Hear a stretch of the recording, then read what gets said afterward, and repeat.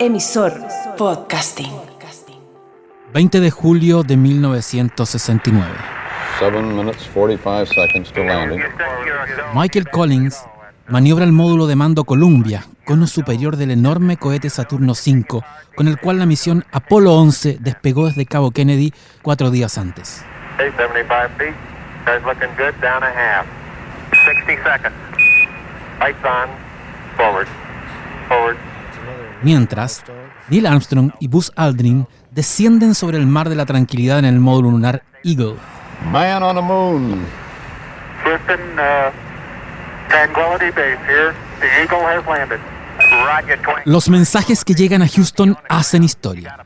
El águila, por Eagle, ha alunizado. On this July 20th, 1969. That's one small step for man. One giant leap for mankind.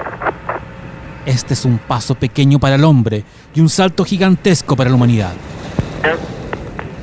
Minutos después, silencio.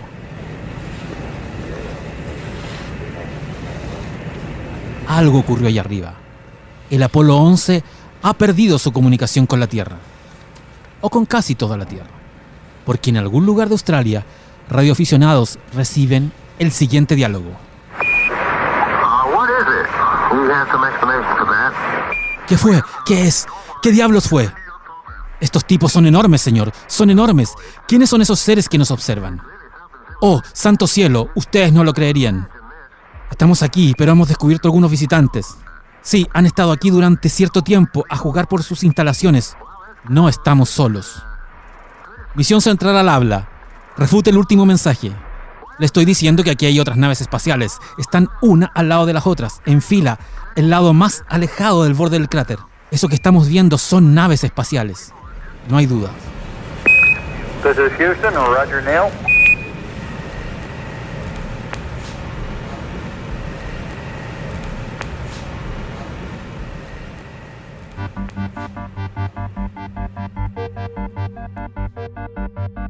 Marcado 2 meses después de que Armstrong, Aldrin y Collins fueran recogidos en el Océano Pacífico por la tripulación del portaaviones USS Hornet, se hizo público el rumor de que los astronautas del Apolo 11 habrían tenido encuentros cercanos con ovnis en la Luna.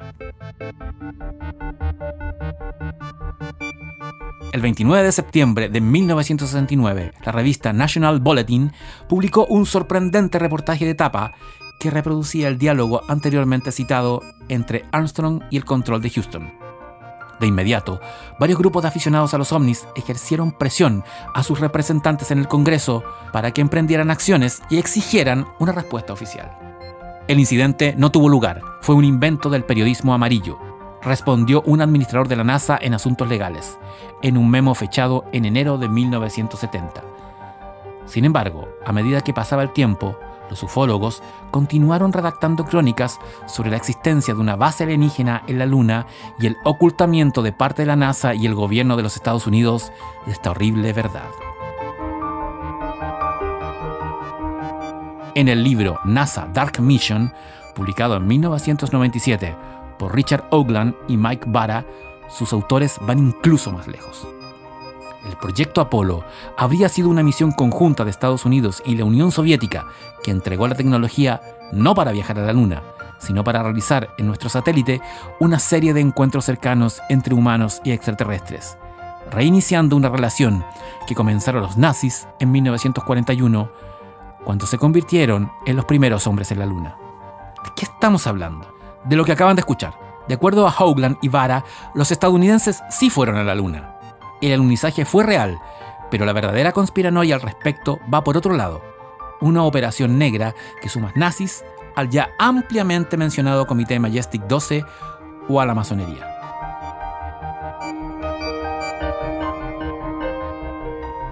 La masonería, tal cual. Armstrong y Aldrin eran hermanos masones. Armstrong incluso alcanzó la maestría del grado 33. Y desde esta perspectiva la Luna era el objeto más deseado del nuevo orden mundial. Tecnología a cambio de darle permiso a los Zeta Reticuli, los grises, de secuestrar personas y realizar experimentos genéticos. Básicamente, la versión selenita de la historia difundida por John Lear en 1987 y que revisamos en temporadas anteriores de La Ruta Secreta.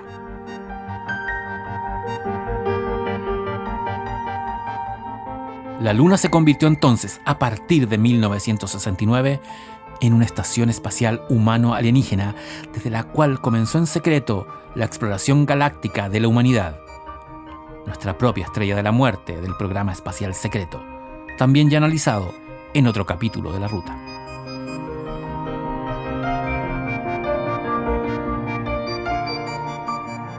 Two, one, zero. All engine running. Todo este enredo explicaría, de acuerdo a Haugland y Vara, por qué los rusos, al ser derrotados en la historia oficial, no armaron un tamaño escándalo. Ellos eran partes de todo. La Unión Soviética es una pieza del mismo orden mundial que los Estados Unidos. Capitalismo y comunismo son solo dos pantallas políticas creadas por los verdaderos dueños del planeta para ocultar la terrible verdad. La agenda alienígena tira las riendas de nuestra especie.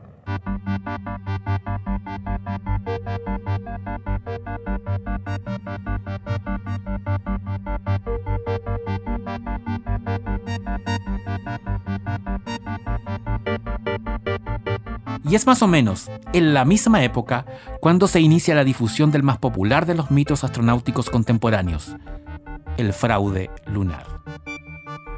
El responsable de este segundo mito, el fraude lunar, fue un tal William Kaysing, quien en 1974 presentó el libro Nunca fuimos a la Luna, el timo de los $30.000 millones. El ensayo de Kaysing, que fue una autopublicación después de que muchas editoriales lo rechazaron, se sustentaba en tres preguntas. ¿Cómo puede flamear la bandera? ¿Por qué no se ven las estrellas en las fotografías de la Luna? ¿Por qué no hay un cráter donde se posó el vehículo de alunizaje? Kaysing, que falleció en 2005, solía decir que empezó a mostrarse escéptico dada su experiencia como ingeniero en Rocketdyne, la empresa que precisamente diseñó los motores de los cohetes Saturno. La idea de que el alunizaje era un montaje surgió en un momento de gran desconfianza hacia el gobierno de los Estados Unidos. En 1974, por primera vez en la historia, un presidente dimitía. En las mismas fechas, la CIA reconoció haber utilizado programas de control mental que incluían experimentos con drogas ilegales y peligrosas. Y además estaba el desastre de Vietnam. Contexto en general que era propicio para que la gran masa creyera que la gran epopeya norteamericana, el equivalente al descubrimiento de América de la época contemporánea, habría sido otro timo, al nivel de Watergate y Vietnam.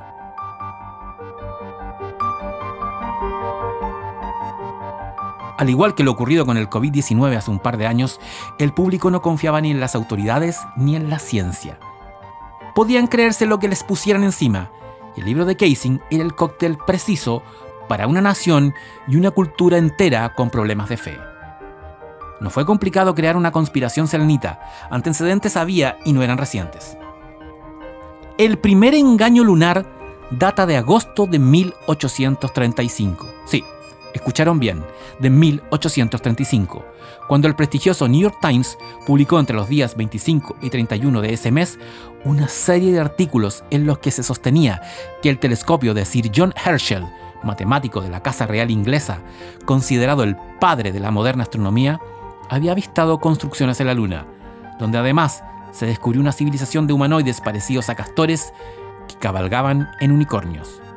Por supuesto, la laraca, que no fue poca, sirvió para el verdadero propósito del medio: ocultar una serie de fraudes al interior del Ayuntamiento de Nueva York, que estaban levantando demasiada polvareda en la relación de los habitantes de la isla de Manhattan hacia sus autoridades.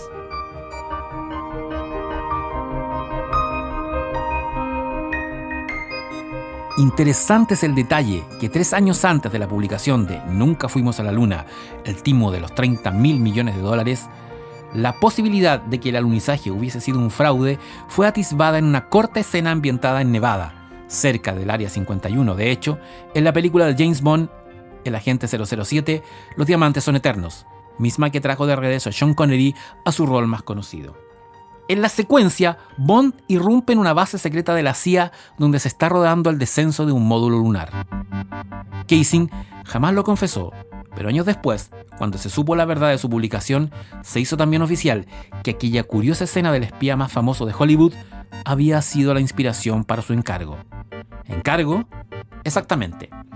En el año 2010, durante una liberación de documentos secretos de la CIA, apareció el contrato por el libro de Kaysing, que jamás fue una autopublicación, sino un encargo de la agencia de inteligencia para construir una conspiración lo suficientemente masiva como para distraer a la opinión pública de escándalos realmente importantes como Vietnam o la abdicación de Richard Nixon tras el escándalo del Watergate.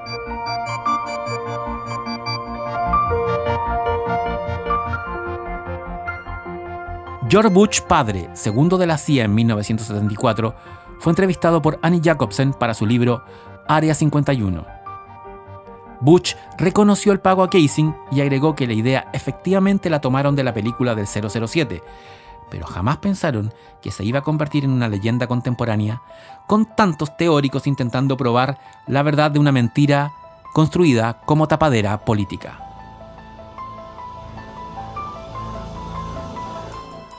La película 2001 de Stanley Kubrick se basa en un cuento de Arthur C. Clarke titulado El Centinela, sobre un desconcertante objeto alienígena descubierto en la Luna y mantenido en secreto por la NASA.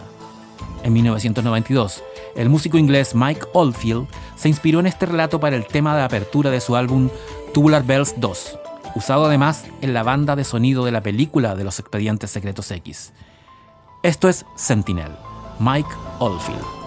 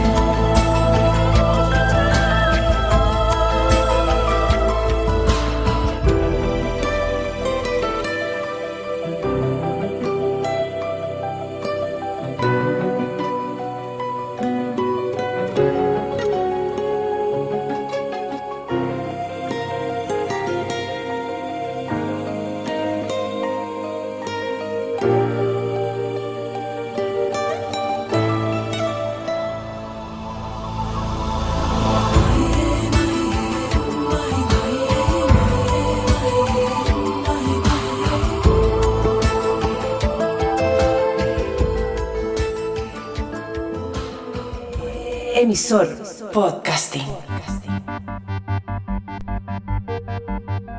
Lo cierto, estimados ruteros, es que todo indica que efectivamente sí fuimos a la Luna en julio de 1969. Entonces, ¿por qué la bandera flamea? La bandera no flamea. Es rígida, hecha en metal y se mantiene recta, sujeta por una barra en su parte superior. ¿Y el cráter bajo los motores del módulo lunar? En la Luna no hay peso de gravedad, por lo tanto, no se necesita de un despegue convencional con explosión, sino solo golpes de impulso para aterrizar o despegar una cápsula. Este impulso apenas levanta polvo. De hecho, su efecto es bastante similar al de las toberas vectoriales de un avión de despegue o aterrizaje vertical como el Harrier o el F-35. Ambas aeronaves son de hecho más grandes y pesadas que el módulo lunar y cuando se levantan o se posan no dejan un cráter en las cubiertas de los portaaviones. Entonces, ¿por qué no se ven las estrellas? Por la misma razón que vemos la Luna en noches de luna, valga la redundancia. La Luna siempre muestra hacia la Tierra su misma cara, que es una especie de espejo que refleja la luz del Sol. Las misiones Apolo aterrizaron en el lado brillante de la Luna, y eso es equivalente a aterrizar sobre una lámpara encendida. Es tanto el reflejo del Sol que se apagan las estrellas, igual a como sucede en nuestro día. Distinto hubiese sido si el alunizaje ocurriera en el lado oscuro de la Luna, donde, noche perpetua, sí habrían podido verse las estrellas. ¿Por qué los astronautas no se frieron con la radiación del cinturón de Van Allen? Correcto. El cinturón de Van Allen es un arco radiactivo muy peligroso para entidades biológicas, y este puede traspasar una estructura metálica para literalmente cocer a los organismos de carbono que se encuentran dentro. Más, para que esto ocurra, la exposición a esta zona debería ser superior a los 3 minutos. La nave Apolo lo cruzó en cosa de 2 segundos, a casi 40.000 km/h.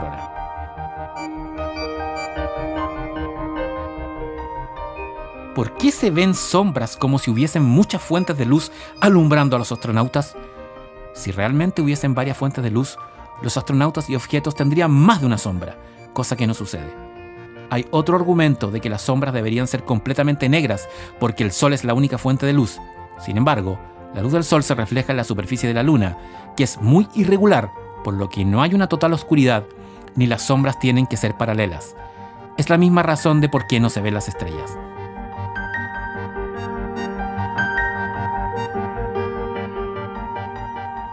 Entonces, ¿por qué no volvimos a ir? De hecho, volvimos a ir. Un total de 5 veces. Apolo 12, Apolo 14, Apolo 15, Apolo 16 y Apolo 17. Hubiesen sido 6, de no ser por la falla y casi desastre del Apolo 13. Y después ya no era necesario. La conquista de la Luna fue una empresa militar, con el propósito de ganarle la Guerra Fría a la Unión Soviética sin necesidad de bombas atómicas. Los cohetes espaciales eran misiles. Al ir a la Luna, Estados Unidos le decía a los rusos que poseía proyectiles capaces de alcanzar cualquier punto en la Tierra o en la órbita terrestre. Además, el costo de los viajes lunares fue demasiado grande. De hecho, la gran nación del norte todavía está pagándolo. Por lo mismo, se decidió continuar la exploración del espacio con proyectos en teoría más rentables, como estaciones orbitales, el programa del transbordador espacial y envío de sondas no tripuladas a Marte, Júpiter, Saturno y otros mundos externos del sistema solar.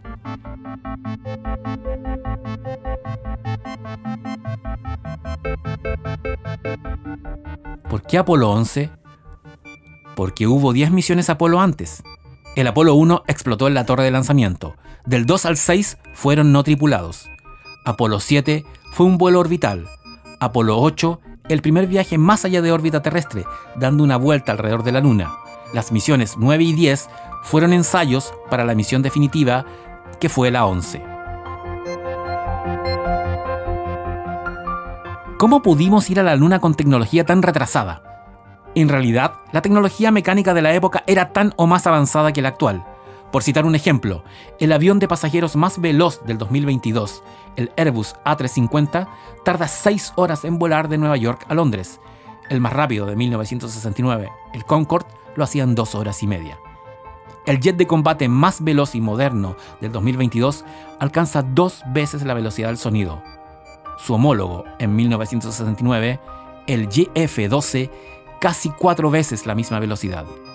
¿Volamos hoy más lento? Sí, porque las prioridades son otras: capacidad, seguridad, maniobrabilidad, etc. Respecto de los computadores, aunque los de 1969 son ridículos al compararse con un smartphone, lo cierto es que un computador de hoy está diseñado para miles de tareas, mientras los de la NASA de hace 50 años eran específicos en una sola. Si los rusos iban ganando la carrera espacial, ¿por qué no llegaron a la Luna antes? Efectivamente, la Unión Soviética iba al menos 2 años adelantada a la NASA, y de hecho su proyecto lunar, llamado N-1, era bastante más ingenioso y práctico que el norteamericano. Sin embargo, las pruebas de los gigantescos cohetes lunares del Soviet terminaron todos en desastre. Los motores del N-1 eran tan, pero tan potentes que despegaban solos, arrasando con la estructura del cohete que no aguantaba tanto poder. De hecho, a la fecha, los N-1 siguen siendo los cohetes más grandes y potentes construidos por el hombre. Y respecto de la conspiración ovni del Apolo 11, de ese silencio radial, este silencio se debió solo a pérdida de señal por el movimiento de la Tierra. La supuesta grabación obtenida por radioaficionados es falsa y fue inventada por el National Bulletin. A la fecha, existen hasta 12 versiones distintas de la supuesta transmisión. Una incluso apunta a radioaficionados argentinos.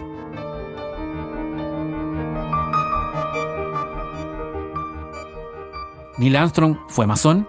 En algún momento de su vida efectivamente participó de la masonería, pero cuando fue a la Luna, él ya no era parte de logia alguna. Aldrin tampoco. Armstrong ha negado todas las conspiraciones lunares. Aldrin ha jugado con el tema e incluso cuando participó en Transformer 3 como él mismo, revivió el mito, pero desde el lado ambiguo. Habló de luces y fenómenos extraños. En 2001, Fox transmitió un documental donde la viuda de Kubrick confesaba el fraude lunar. Efectivamente, el documental se llama Operación Luna y puede encontrarse con facilidad en YouTube. El problema es que muy pocos vieron el documental completo, hasta el final de los créditos. Cuando estos terminan, aparece el director William Carrell anunciando que acabamos de ver un falso documental realizado para demostrar que montando y sacando citas y testimonios fuera de contexto, uno puede convencer a cualquiera de lo que sea. Luego mostraba las entrevistas completas. Nixon se refería a Watergate, la viuda de Kubrick a las dificultades en el rodaje de 2001, Neil Armstrong a los ensayos en el Apolo 9 y 10. La real conspiración es otra vez no si fuimos o no fuimos a la Luna, sino el manejo de la verdad.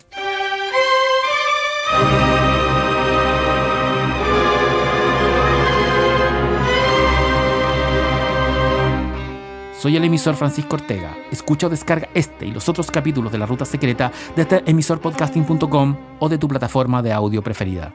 Hay muchos mundos y todos están en este. Descansen, viajeros de lo imposible, donde sea que estén.